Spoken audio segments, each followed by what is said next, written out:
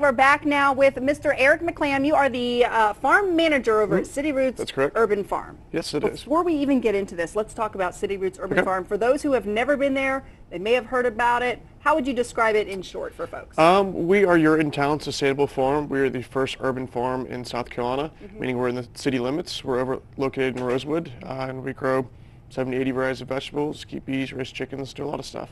Now, so are you guys selling this every weekend, like basically like a farmer's market?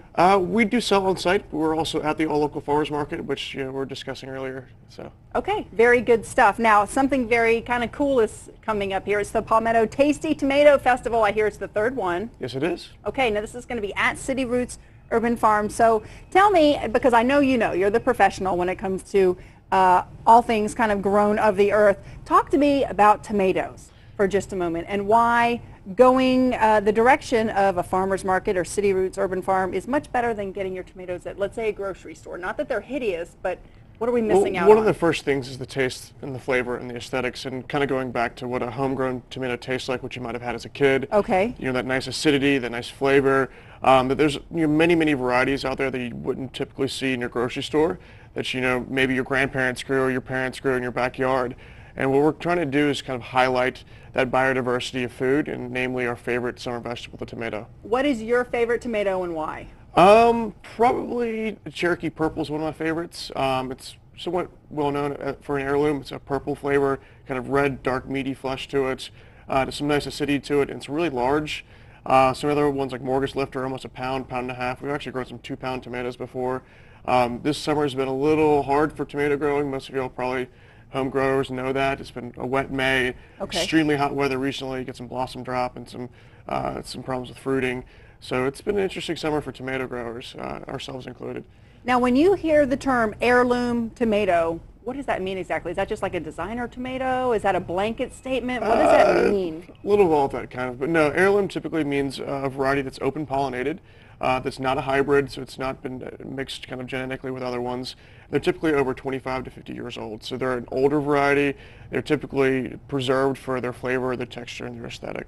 Okay, so it's proven. It's been proven over time. Tell me what we have here, the examples and the differences between, let's say, this is actually a smaller hybrid tomato, Okay. which is Mountain Fresh out of North Carolina, and this is actually German Johnson that's just now starting to get ripe. So that one, this one looks beautiful, the German Johnson. Yep, it's a little bit larger tomato, kind of pink striping.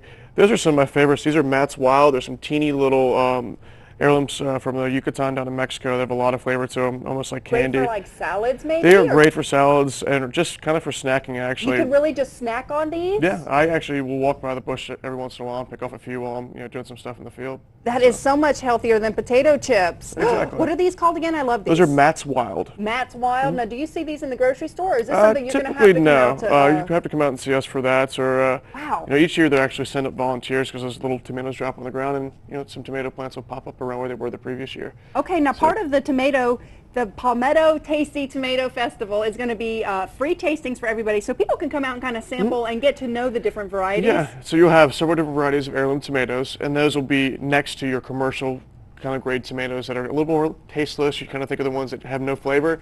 So you can see that, taste it, and then look at all the beautiful varieties that are very flavorful and really to kind of exemplify that. And you get to educate yourself, because I think once you taste a flavorful one and then bite into like a regular, regular grocery store tomato, which nothing against the grocery stores, we're just saying, and get to know the difference and also maybe identify the ones that you like more than others. What a great thing to do. There's going to be tons of music out there, all kinds of other food too, right? There will be, and also there'll be a lot of different food vendors from local restaurants and vendors here in Columbia, a couple of the food trucks as well.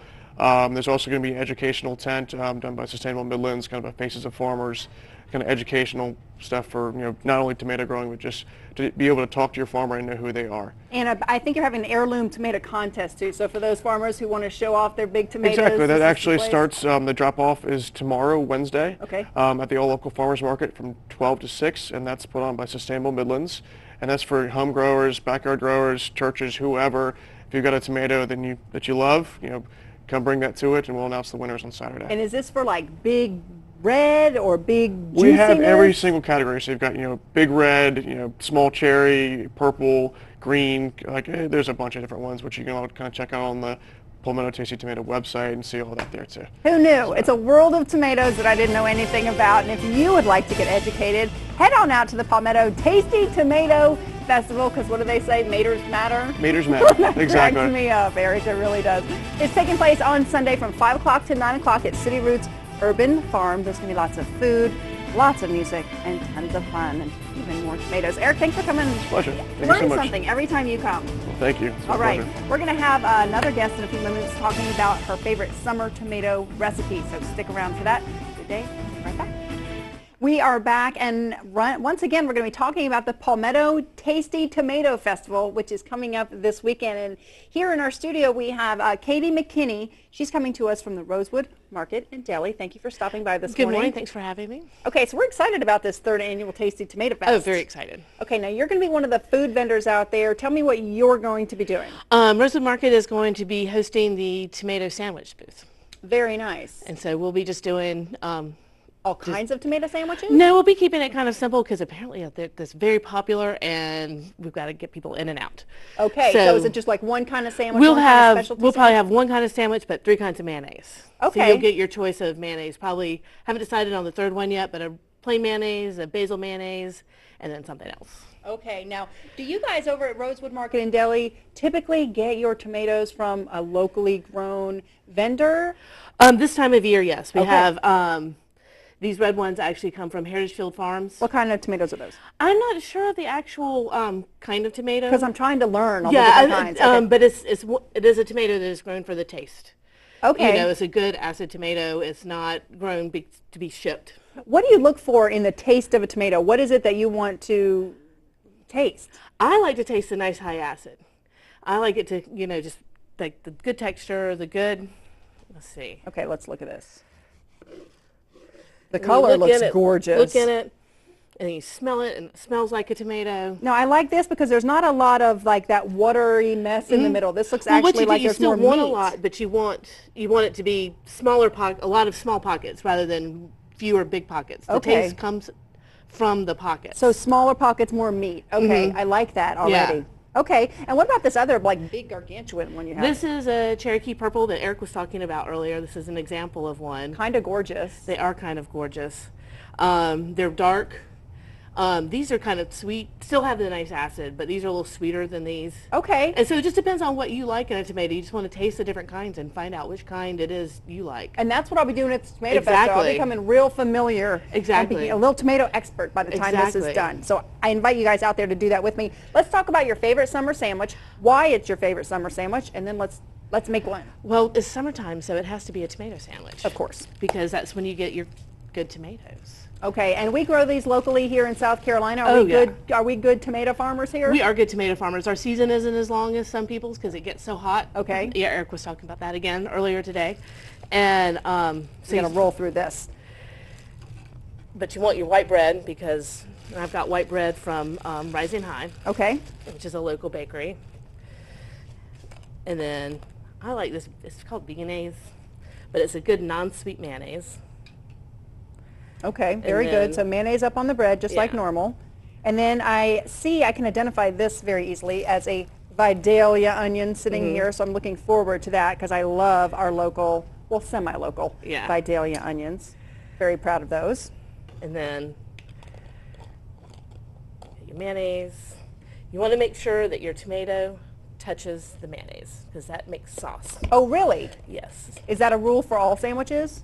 I think so. I think mayonnaise and tomatoes have a nice special relationship, and it almost makes sauce. A nice special relationship. Yes. So you put on the tomato slices, then you put on the Vidalia onions, a little salt and pepper, and then we're going to call it a day? We're going to call it a day. If you like a little lettuce, I have a little lettuce from we'll throw it on there real fast, farms. just so it looks nice.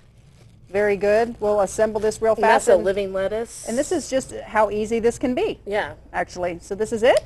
Mm-hmm. Very nice. All right. Well, thank you so much for coming by and showing us this delicious sandwich. You've made us all very, very hungry right now. That is spectacular, from the bread to the mayonnaise to the very special tomato inside. Make sure you check out the Tasty Tomato Fest this Sunday at City Roots Urban Farm from 5 to 9 p.m. Lots of food, lots of music, lots of fun. We'll see you out there. We'll be right back. Thanks, Katie. Thank you. Good stuff. Yum, yum city. And one trick too is you have to make sure you have paper towels because of it. Are they juicy? If it doesn't spill on you, It's not a good it's sandwich. not a good sandwich. I'm believing that.